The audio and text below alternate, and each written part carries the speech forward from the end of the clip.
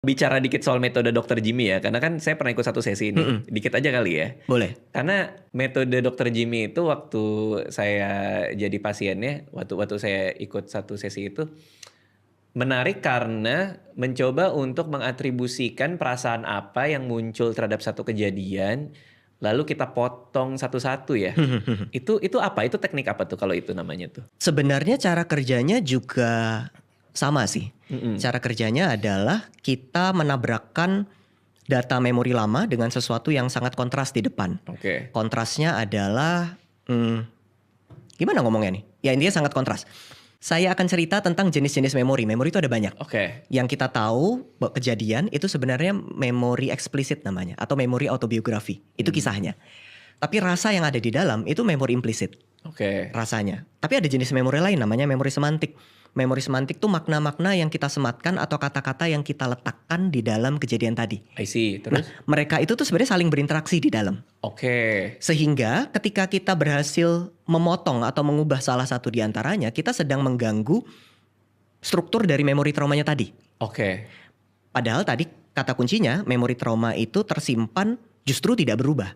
Oke. Kalau kita ngubah-ngubah, berarti artinya dia berubah menjadi lebih normal. Oke. Intinya kita ganggu-ganggu di sana. Iya. Metafor yang selalu saya gunakan itu diri kita sisinya ada banyak.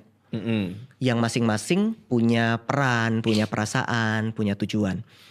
Di dalam setiap sisi tadi nggak ada yang jelek sebenarnya, tujuannya selalu baik. Jadi kalau kita saling ngelawan di dalam nggak enak.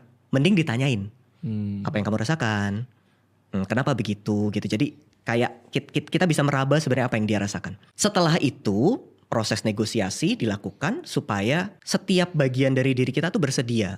Nggak apa-apa loh, itu kejadian udah lewat, ya sudah. Ketika itu sudah negosiasi sudah dijalankan, semua sisi kayaknya udah siap untuk ya udah deh nggak apa-apa, just let go of the emotion. Dan ya sudah, kita telusur satu-satu, ubah strukturnya, emosinya diselesaikan, selesai deh gitu.